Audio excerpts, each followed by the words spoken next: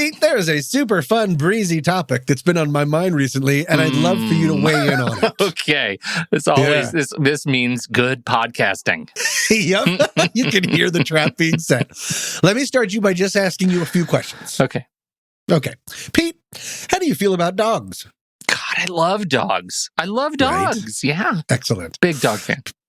Question number 2, Pete, how do you feel about robots? Do you know I'm generally pro-robot. Really? Yeah. Probot. Yeah. Okay, so that's 2 in the positives. Finally, Pete, how do you feel about snipers? Oh, my God.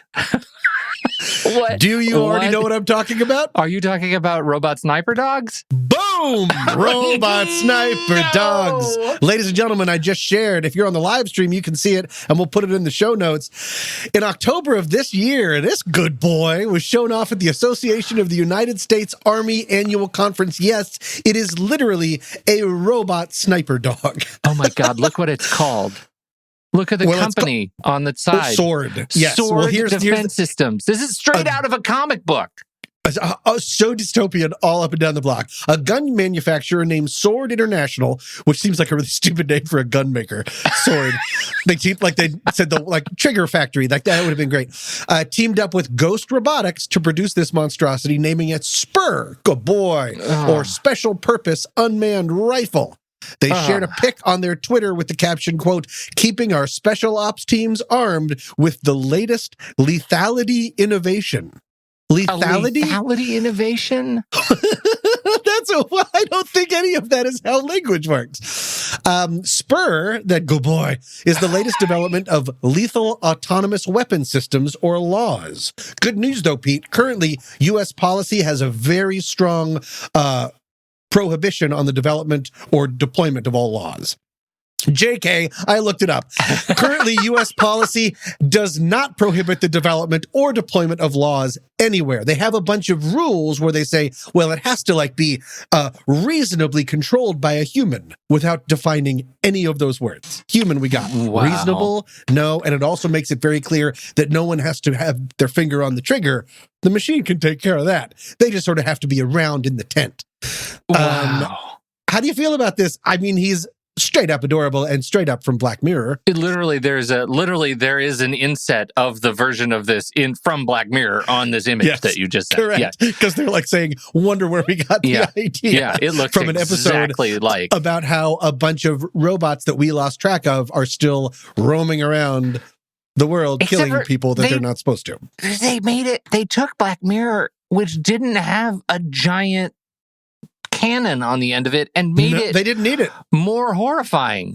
Yeah, because robots can just crush you with their robot hands. Right. But no, now they put and this is it's a sniper rifle because it is made for 2,000 meter shooting. Yeah, it is supposed to be really far away, and it shoots you, and then you look up in its eyes and you plead for your life, and you're like, oops, it doesn't have ears or eyes. It's a robot dog. And also by the time the bullet actually hits you, it's already back in its little Roomba charging base. 100%. Yeah, it's already it sees its master, gets excited, peas little bullets on the floor. Yeah. It's prime robot dog stuff. Well, actually, not the ones with guns, but I also did a little bit more research, and actually these four-legged a-holes are already in use. There are...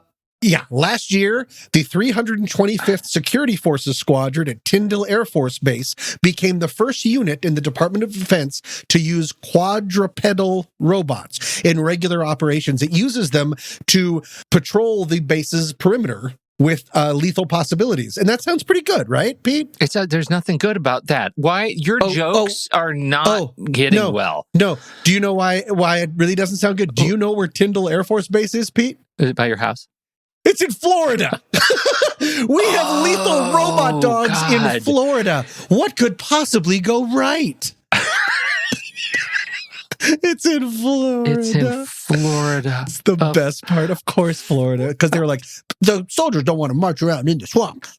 And I'm like, well, don't build your base in a swamp, you idiots. Florida robot dog no, seriously, I have drugs t-shirt, arrested for possession. Florida robot seen doing bath salts. Yeah, exactly. Take me out and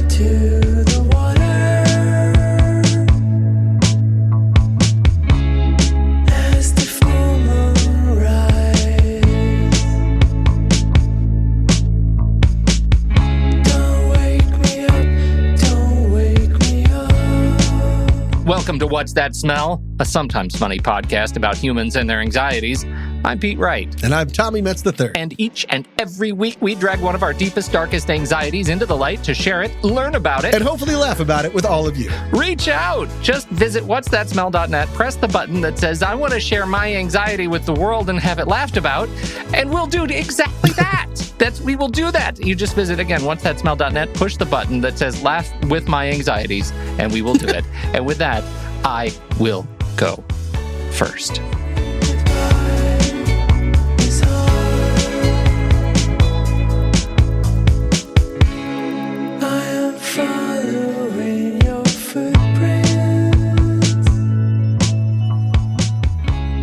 Tom, I have been looking forward to this session for quite a while, and I hope you have too. Absolutely. And we're calling them sessions now. I love it. I'd like to start us off with just a few questions. How would you rate your performance on the podcast over the last quarter? Quarter? Does that mean this season? Sure. Good. I always have room to learn, but I feel like I've been a positive impact. I had a positive. Well, you're leading my question, Tom. What do you feel are your biggest strengths? Ugh, I don't like this. I love challenge too much. I don't know. I haven't been interviewed in so long. Do you feel your unique strengths are really maximized in your current position? My unique strengths, I can always do better. What motivates you to get your job done? Accountability and shame. What can I do to make your job on this podcast more enjoyable? I don't think you're really listening to me. I think you're an algorithm. Where do you see yourself in 5 years? With a beard. I am talking, Tom, of course, we are in the middle of our performance review. Our performance review. And I have to tell you how I came to this topic because I left the last time I worked for anybody that wasn't a freelance job was in 2006. It was August 1st, 2006. Wow. Okay. I left my last corporate job. And that's the last time I had any sort of performance review was in 2006. And wow. I have to admit that part of the reason I drove to freelancing and why I have such little temptation to get another jobby job was because I hate performance reviews. I hate them. They wind me up. I'm not one of those people that can just easily and effortlessly be authentic with a supervisor because there are so many other unspoken things at stake. So I was talking to my kiddo in college, and she said, I got midterms next week. And it came back to me. It rushed back to me. It was the hot kiss at the end of a wet fist, right? It came back so fast. That feeling of I'm in the middle of a thing that I'm doing and I'm about to be judged and assessed on that performance. And it made me think immediately of my disdain for performance reviews and for having those conversations. And we did at the old job. We did the old 360s, where you had to have somebody who worked for you and somebody who worked above you, your supervisor, and your peers talk about you and submit reports to you. Yeah. And so that made it even worse because now that people are largely probably lying about you, but they're doing it behind your back. They're submitting reports on your performance, and you don't get to see it until you sit down and do this thing. So a lot of anxiety, performance anxiety rolled in here, political anxiety, like job performance anxiety, behavioral anxiety. I mean, it's just horrendous. And I said adieu and never looked back. What is your experience with these kinds of reviews? Well, not much. They don't seem to do them when I was working in Hollywood. They just sort of, your performance review is they throw a stapler at you. if you're not mustering, if you're not up to, they'll just straight up, because you don't really have as much connection to the higher ups. Yeah, you have connection to their assistants, and their assistants, everything rains downhill. So their assistants can be either great or a horrible mess. Mm-hmm. So I've never, when you said like the 360s and stuff, I don't think I've ever gone through a real, that feels very corporate. Yes. And I've never really had a corporate job when I was an adult and would naturally do that. But when you related it to having midterms and all of those feelings coming back, I was originally going to say I haven't had a performance review in a really long time, except that I just took 3 classes at UCLA. Yeah, right. And that is straight up performance review. And I wonder, I never put in those words, but I wonder, especially during that first class, if that's one of the reasons I got a little obsessed with it. Yeah. And really overworked and read every single thing and worked so hard that I almost didn't write the final paper because I was so burnt out. Because you went into that panic state. You were a mess. I think maybe because I was, well, I mean, it's a mess. My hair has a lot of volume. Come on. Yeah. But I wonder if that, because I just haven't been in a situation where I do something and then pretty much immediately find out if I passed or failed. Oh. And I think it gave me some vapor lock. Yeah, totally. And that is, as it turns out, not uncommon. Right. Yeah. People hate being judged. And in fact, the research says that it is performance reviews that and a culture of performance reviews that aspire, in terms of organizational development, aspires to create a constantly evolving, changing, and growing institution, right? The aspiration of performance reviews is really to say, this is what you're doing. How do you feel you're doing on it? How do I feel as your supervisor you're doing on it? And what can we do to help you do that thing better so that we've learned lessons of the past and we can move forward and do and create new stuff and be better at it. But what has happened with the performance review over time is that it has just become another gate, another stage gate for whether or not you keep your livelihood and your benefits. And that causes stress. Now, it's important to say that we're not talking about, a situation that is causing, anxiety in terms of the mental and emotional, state that we've talked about. This is a stress response that we're having. It's like a fight or flight response that we're having. It's not a persistent anxiety, diagnosable anxiety. It's not performance review anxiety is not in the DSM, for example. It's not one of the biggies. Got it, because it's attributed to a certain occurrence. Yes, a certain occurrence. But that occurrence is super regular for a lot of people. A lot of people have quarterly reviews, have their, semi-annual reviews and their annual reviews. And it is one of those things that causes people to consider whether or not they're going to stay at their company when they get so stressed about their reviews. And in fact, I found a number of journal articles, the research that is done on the relationship between organizational structure, organizational efficacy, and successful performance review systems. Those things correlate pretty directly. The more severe the performance reviews, and I don't mean severe negative, I mean just severe, the higher pressure on managers to deliver performance reviews, the less effective the organization is, because it turns out employees spend more time thinking about their performance review than they do thinking about their job. When you have been through a performance review, does it feel like you're being re-interviewed for your job? Yes. Okay, because you said it's supposed to be a leaning for or a moving forward together thing, but instead it feels like you would I started using interview words when you were giving me a performance review. Yeah. I started saying things like, "Oh, sometimes I don't know when to quit." The problem is I care too much. Yeah, exactly. My strength is I just my weakness is I care too much. Exactly right. Right. So it's evasion and weird. Yeah.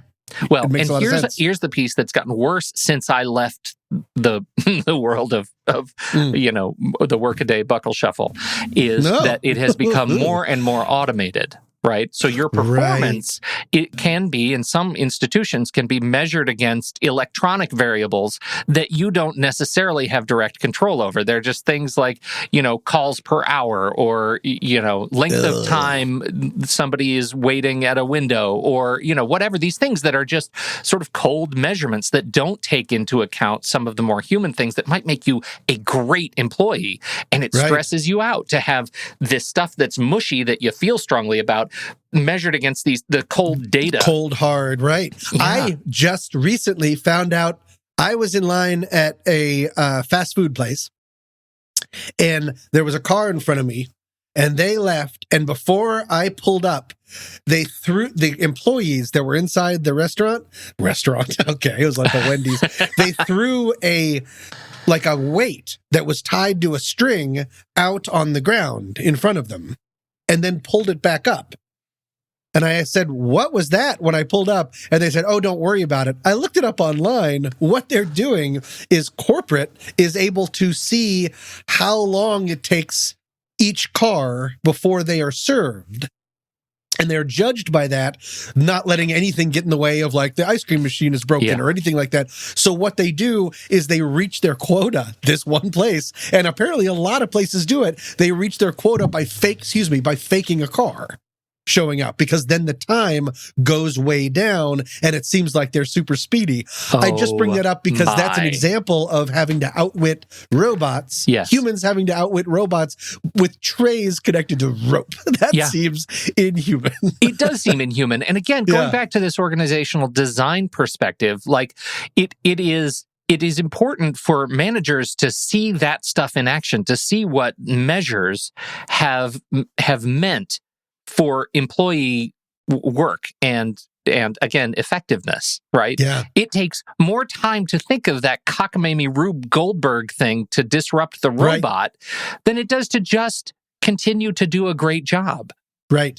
Instead of, if you got time to lean, you got time to clean. If you've got time to lean, you have to outsmart a computer system that doesn't know you or your name. Exactly. Yeah. So I feel like the last time I had a performance review, I wanted to ask, what is a problematic comment you've gotten, if ever, Pete? No. I mean, I'm just, great bone structure, great tasting colors. Peter, stellar as always. Pairs well with a good Bordeaux, that kind of stuff. It's not necessarily that I've had. I tend to be someone who does not I try to excuse everything. Right? So you give me feedback and I'm constantly I immediately go into problem solving mode. Well, okay, let me tell you why I did that thing that way. And let me tell you. You're giving excuses. That's what you mean. Got it. It sounds like an excuse. I know it really does sound like an excuse, but it's not meant to be. It's more meant to be hey, I'm a human being and I ultimately solved this problem, but you got to understand the background before you make judgment, that sort of thing, And I had a review and it was fine. It was a fine review. I didn't get the raise that I felt like I had deserved, and I wasn't doing all that well, and I was working in an IT capacity, so I was in charge of all the email.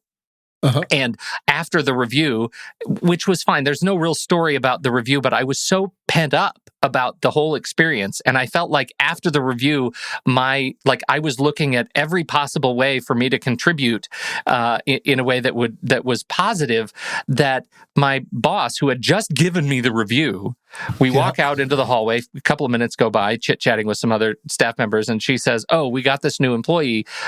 Pete, do you mind setting up a new email address?" And I said, this person has an incredibly long name, and our email address at the time were first name dot last name. And I said, what if we did first initial, for example, dot last name instead? And she said, no, we have a corporate standard. And that was all it took her to say for me to flip out. I lost it. I lost it completely. With anger? With what? Yes, with anger. I was so mad. I had this review, and then I was immediately criticized, I felt, about this whole thing. So you were already a lit fuse. I was a lit fuse. And that was all it took. And I flipped out in front of everybody. I mean, everybody standing. We're in a major public area of the people in cubes all around. And I said, I said, okay, in the end, after saying this is so stupid and this whole policy, sometimes policies need to be changed. And I put my flag in the ground on first name, last name being stupid in our email addresses, and that something needed to change. And I was ready to Norma Ray in that place. And I said, but for you, I'll make your email address. And then I used her last name and I stomped out for lunch. Oh my God. Yeah. And your lunch was just lava. I was on fire. And it was that kind of, so none of that is a direct performance aid review thing, but that environment, it tells you boiled over. What it made you into. It made me a monster. It made me a monster because honestly, who cares about email addresses? Nobody cares. Right. Anyway. One performance review I did get, if we want to call it as such, is when I was at my first job in Hollywood at Bedford Falls. Then one of the assistants sat me down and said, Tom, I've been meaning to talk to you about this. The job you're doing, it's bad. And that was so blatant. Like, I didn't see it coming, and I was like, oh. Yeah. And all he meant was like I was taking too long to do certain things. Yeah. But that was how he brought it up. And I was like, huh. Fair enough. Get right to it. But see, that's none of this good. corporate double speak. Yeah, the job you're doing, it's bad. It's bad. Right. You should do that job better. Yeah. Ask and answer. Yeah. Thanks, Hollywood. Well, and that is it gets to exactly the issue, and we take it from two perspectives. One, if you're giving a review, there are some things you can do to make it better, right? Because often when people receive reviews, they feel like they're being surprised, and they feel like they didn't have enough time to think about it, to prepare. They didn't know what the circumstances of the review would be or what the questions of the review would be. So giving people the agenda sort of ahead of time that says, we're going to be talking about XYZ. I don't need you to prepare reports unless you need reports, but I do need you to know that these are the things I'm thinking about going forward, and I've written it down and I'm sharing it with you so you know that these are the things. Difference. Yeah, these are the things we want to talk about. The other is make sure that it is framed as a conversation, right? You want to talk about these things, not lecture. I'm not here to give you a lecture. I'm not here to tell you how to do the job. I'm here to tell you that I'm here to carry the rocks and the water for you to do your job. What do you need? Like, how can we work together to make this better, right? Oh, and real quick about that, don't confuse my active listening with general interest as you blather on and on. I am a captive person in this conversation because you're giving me a review. Yes. So know your limits and talk leanly. I completely agree with that. Yeah, that makes absolutely. a lot of sense. And the biggest one is make sure that you have a feedback loop, right? Because many reviews in this automated sort of space don't allow enough prep time before, don't allow enough questions during, and don't allow enough questions for response or feedback after. And that is what a lot of people find the most stressful, is that when the review is over, a signature gets put on it and then it's done. And there is no opportunity for the person receiving the review to at least talk about it, right? To say, like, I get we had this meeting and I don't yet feel comfortable. I want to know more about how you arrived here and get a chance to talk about it. And so many of these automated systems do not give you the freedom to do that. Sure. The other thing to remember as an employee, as somebody receiving a performance review, realize that your manager might be having some stress about this too. And that's something that I never considered, that giving somebody a performance review is a hard thing to do. It's a hard thing to do because you want it to be objective, right? And yet so much of why you hire a person and keep them on your team is subjective, right? Because you like them, you have a good relationship with them.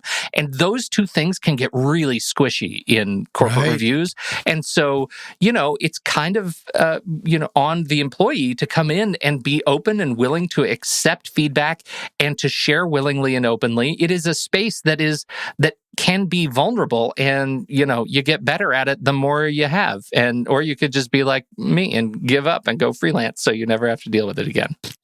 Those are the two options, everybody. This is a thing that causes extraordinary stress for a lot of people. And it can cause you to yell at your boss about email addresses that really are not that big of a deal. No, for the record, that new employee's name was Jane Smith. You were just a powder keg.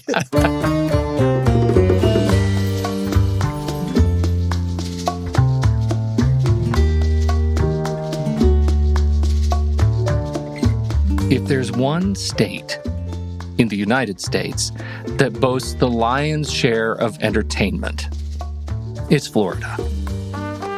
But Pete, you're saying, what about Los Angeles? And what about Las Vegas? I mean, sure, Orlando has all those parks, but don't you think lion's share might be a touch excessive? No, I don't. And here's why.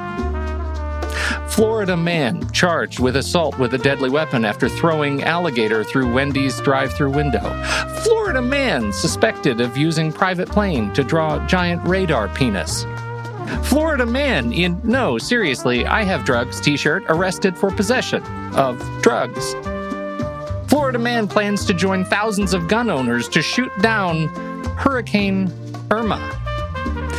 It's stories like these that make Florida the most entertaining brunt of some of the internet's best jabs. And from the sounds of it, Florida is home to some of the most ridiculous behavior in the ranks of humankind. How is that possible? How could one state play safe harbor to all the crazy? Well, they don't. What makes Florida so entertaining on the internet is actually thanks to some of the most aggressively open public records laws in the country. To wit, the Florida Public Records Law states it is the policy of the state that all state, county, and municipal records shall at all times be open for personal inspection by any person. Documents, papers, letters, maps, books, tapes, photographs, films, sound recordings, data processing software, or other material regardless of physical form, characteristic, or means of transmission, made or received pursuant to law or ordinance or in connection with the transaction of official business by any agency, it's got to be available all the time, forever.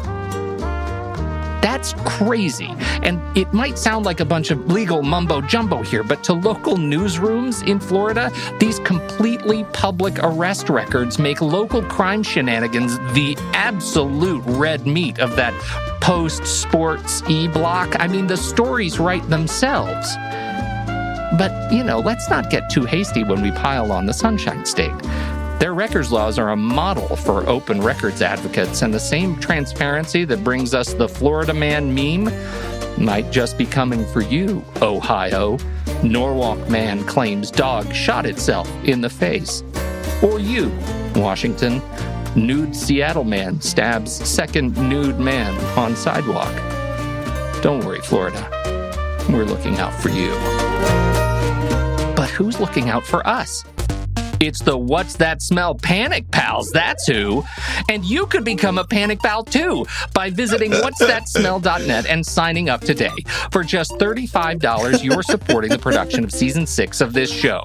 And we're getting close to the end of our official season, and that means we're creeping up on bonus episode territory.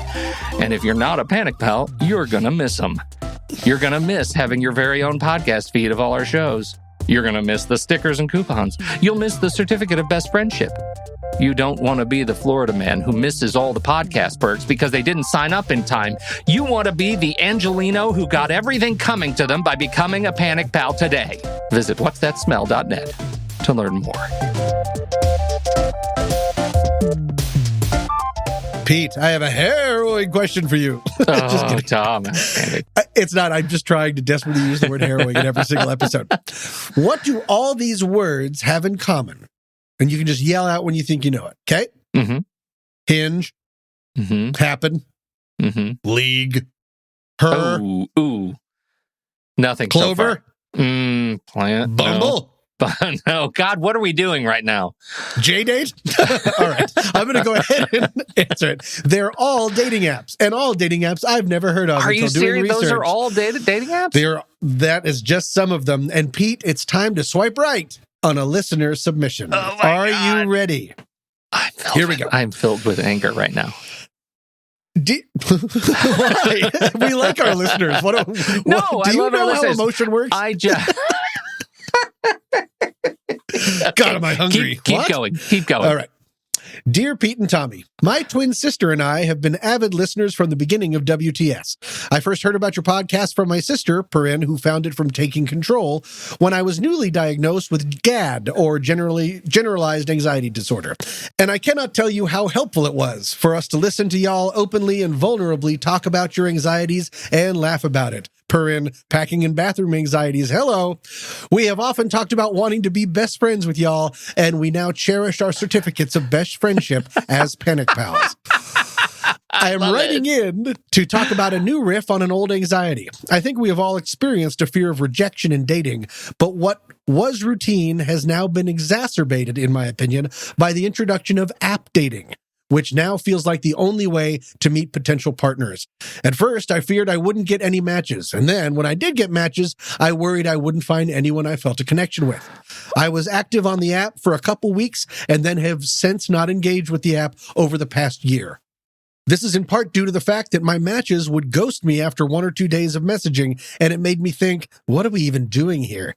App dating has widened the pool of potential partners and yet makes it easy to get to know someone until someone else, quote, better comes along. And I have talked myself into believing I will never measure up. Can you please help me learn to laugh about it? I know I can't be the only one. Other random request.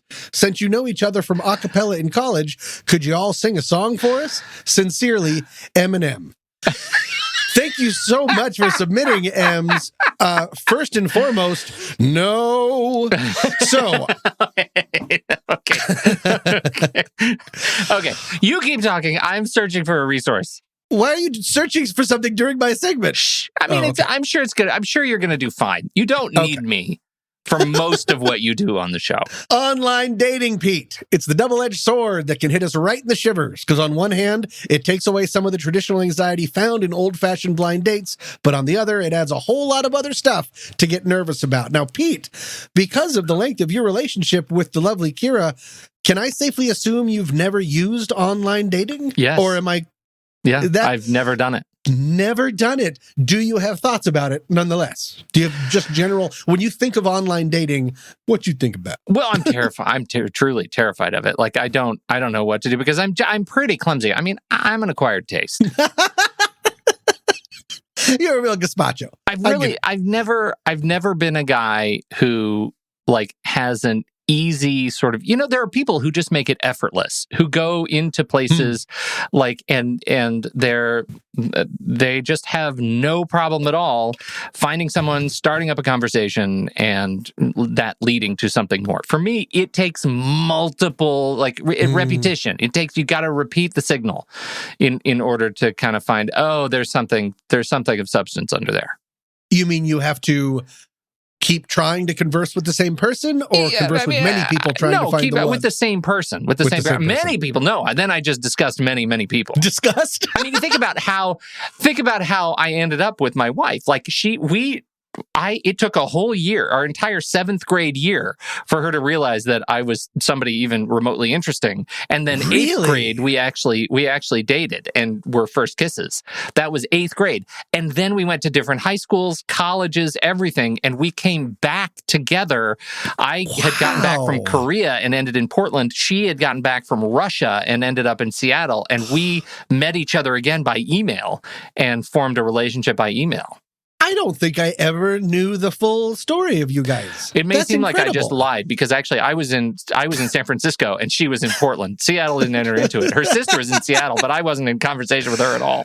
And you've never been to Korea. Long time. I get it. Yeah, I was filming Squid Games in Korea, and it was great. So that is, that's our story. So it took a long time for me to convince my wife that I was, a worthy suitor. I would see that relationship in a movie and be like, come on. Like you're kind of a rom-com come to life. Yeah. With I assume there was a lot of running through the rain. There was. Our meet cute was adorable. Just in a car wash. Do you want me? Can I tell you? Can I just tell you further aside, because this will tell you a lot about us.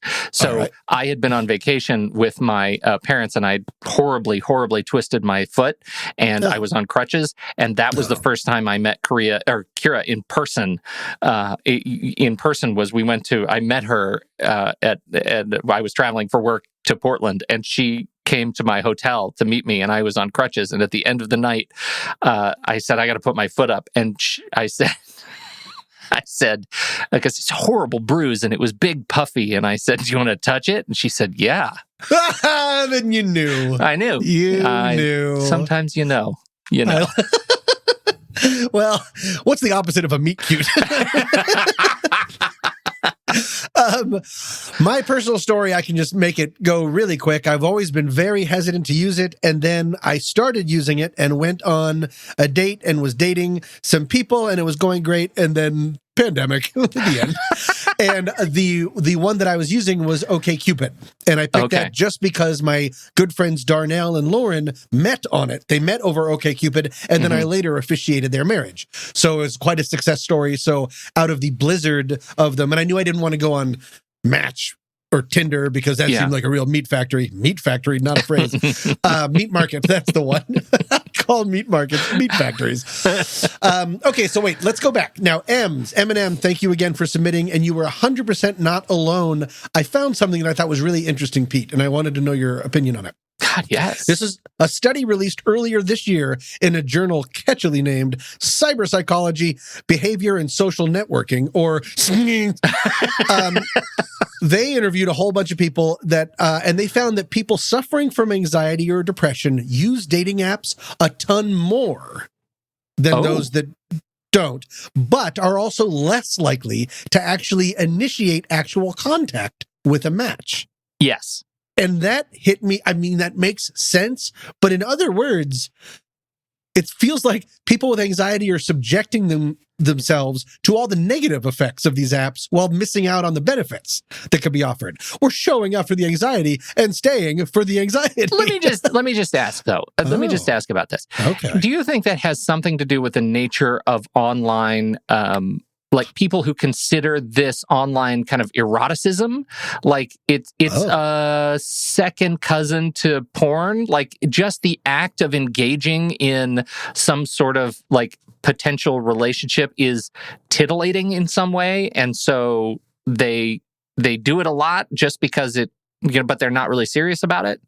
Well, I think a lot of people are going on for actual relationships. You have to know going in if you're going in for sex or a relationship, because those are two different ones, two different ways to go on there. But I think a little bit compared or based off of what you said, something that I learned when I wasn't using it to really date, and something when I haven't been using it very often, is because just getting the likes, like someone says, I like you, or I match with you, or I would like this, that kind of works as a confidence boost. And then I go, enough from you for now. Okay. Yeah. Meaning I don't make that next step because it's like, oh, someone does maybe desire me, and that's enough to get me through today. Yeah, right. And I don't actually that'll get engage. Me through about 5 o'clock, and then tomorrow morning, it's fine. I'll start again. I will start my hunt anew. Exactly. Yeah. And that, all of this is not, also I wanted to say, and this is very related to what you were just saying, M&M's, it's also not your fault that a lot of these dating apps use something called gamification or gamification. Gamification, yeah. A model that are designed to keep you on the dating platform longer. They're not designed to get you off and go find your loved one and never come on. So instead, they use a lot of these different kind of techniques, almost like online gambling, to keep you engaged. And I found this in OkCupid, in that the more I would interact with it, like, because I was on it and then disappeared for a while. I came back, commented on maybe 2 people's picture, and it would just flood my inbox with new matches and new stuff. That's when I started calling it, okay, Cupid.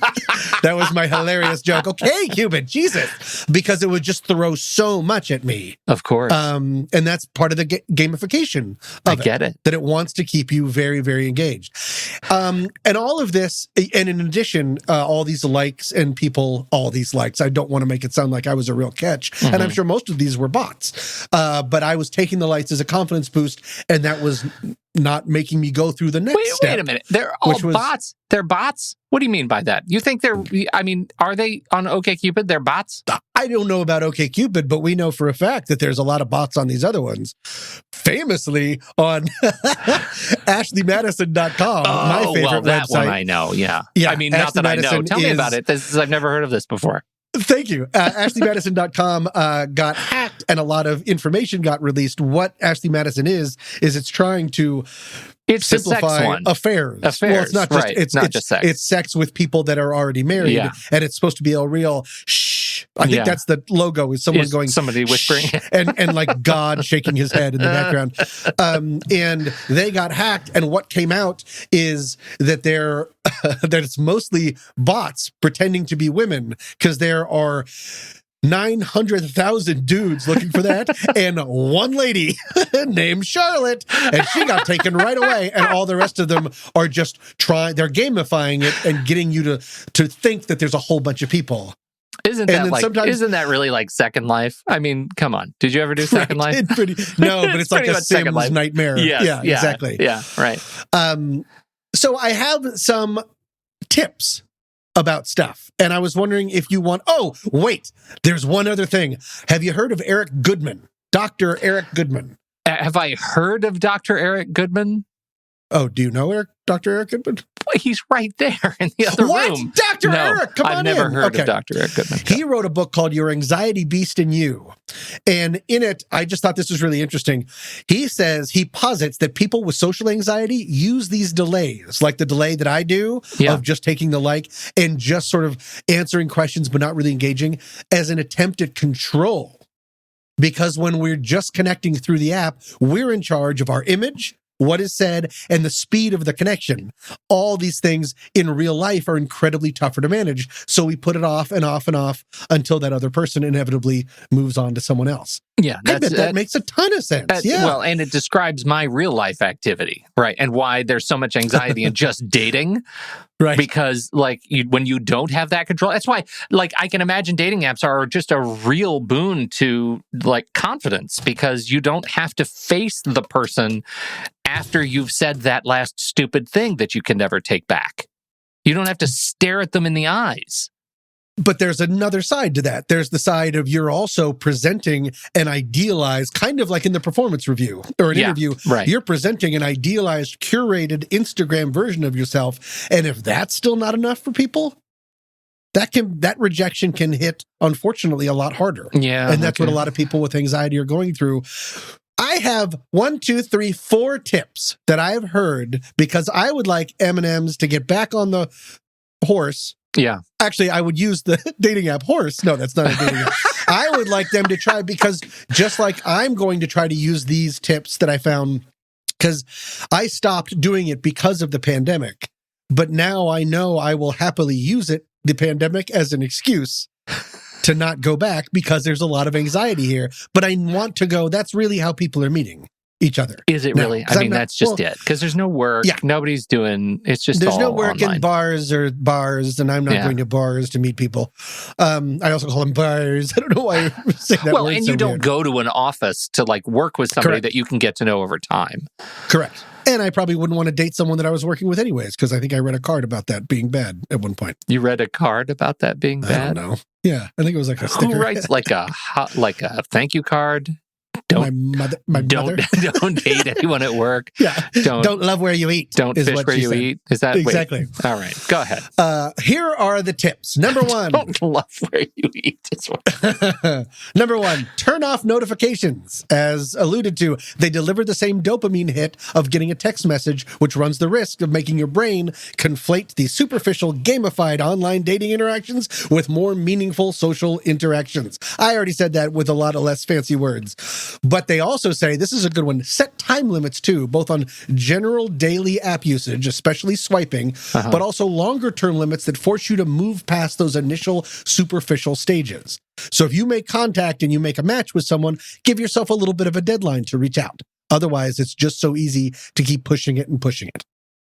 Does that make sense so far? Do any of them give you a limit of swipes a day? Like you can't swipe more than some times. That would be another level of gamification. You'd have to make sure your swipes really count. Really count. You only get 3 or something. Okay, Cupid's, if you don't pay for it, if you don't pay for it and you just use the free, they're a real stinker about it. They're like, one of these 50 people like you, but we're not going to tell you which until you rate all of them. That's the LinkedIn model, right? That's exactly. Yeah. Okay, number 2, change your way of thinking about it. Professor Catherine Caduto from South Dakota State University says, quote, really, the best way to view online dating is essentially as a tool for some informal exposure therapy, Pete. Our favorite thing to help you cope with and learn to accept all the inevitable discomforts of in real life dating. So kind of like what you said when you were talking about real shoe diaries or porn or something like this, there is a way, I'm pretty sure you were talking about porn for most of your segment. Real shoe diaries? You can use this as just dipping your feet in, getting used to like the first couple sentences, the first couple meetings, and that can be a helpful way to do it. Number 3, be realistic about rejection. These apps often enable behaviors that can feel like rejection, but they're not really rejection. Like there's a million reasons why a match may have ghosted you. Eminem, I know, complained about this. Very few of those reasons have anything to do with you, but anxious folks tend to interpret as proof that there's something wrong with them. So instead, just recognize there's so many variables at play, it really shouldn't be taken personally. And I stumbled on this on a website that I happened upon during my research. It's by Catherine Hugh, and she has a UK website called Baggage Reclaim. I guess it's about like baggage claim, but we all have baggage or something. I don't know, Catherine. But either way, she was writing about anxiety and online dating, and she said, like M said, and I have talked myself into believing I will never measure up. Yeah. What that means is you're treating an online date as an audition. Oh, yeah. Who gave that other person so much power? They're not an expert. Did. They get nothing. You did. Yeah. You did completely. You know who's the director? You're a director, Em. Yeah. You're the director. Exactly. Call cut. Yeah. Call cut. Yeah, exactly. If anything, you're both auditioning for each other in this co-piloted relationship. And now I've mixed all the metaphors possible. But so also, you're not there tap dancing for them. They should be just, it's a co-tap dance. So many metaphors that aren't working. Just a lot of them. Yeah. Yes. Yeah. Need to make it more Broadway. You need to make it more like you're yelling at them to get in the back. Get backline. You're faming them. Right. And it's time to turn away from the mirrors. Yes. Absolutely. Yeah. Da-da-da-da-da-da-da-da. And then last one, pick the right app. The aforementioned Professor Caduto suggested trying the dating app Hinge, which I'd never heard of because A, it apparently does away with a lot of the gamification, and B, emphasizes personality as much as photos, which some of the other ones don't do. So if you haven't tried Hinge, maybe give that a try and see if that does anything for you. And past that, of course, you are not alone. I hope some of these tips helped out a little bit. Thank you so much for submitting, and thank you for listening and being our friends. Pete? What's the one in Ted Lasso? Was it Hustle, Bustle? What was the name of the dating app that had no banter, that has no pictures at all? Are there any of those? There are no pictures, so you could end up dating the president? I bet. I bet. I'm sure there are. There are so many dating sites. And now there's a lot of sites that review dating apps. Yeah. So why not just try those? And I would just give it another try and try to think about rejection correctly. And you're the director. You're the director, Em. You're the director. You're the director. Action. Last looks. Call cut. Background. Tom knows all the words. I do. Get off my set. Yeah, that's a good one. Get off my set and into my car. Thanks, Billy Ocean. That's not what you said. Take me out into the water as the full moon rises. Thank you all so much for joining us for this episode. This week's tune is Dreaming of Us by Space Doves. Coming up next week. This is going to be all in an inevitable book or report called Everyone Saw It Coming. Pete's boss mode did not play out well, and now all he has is business cards and no online connections. And then you start remembering, like, Oh, I just kept yelling, "Give me your goddamn card," at everybody. And most of these that they gave me are like coupons. Yeah, they clearly didn't want How to get did a I hold not of me. see this dry cleaning receipt? There's so many dry cleaning receipts. Mongolian grill. What is going on? I never really thought of that. That's a really good point. It is a great point. So, that's. I think it's a good point. Well, it's a fair point. It's a point. It's a point. Until then, I'm Pete Bright. And I'm Tommy Metz III. Thank you for downloading. We'll be back next week on What's That Smell?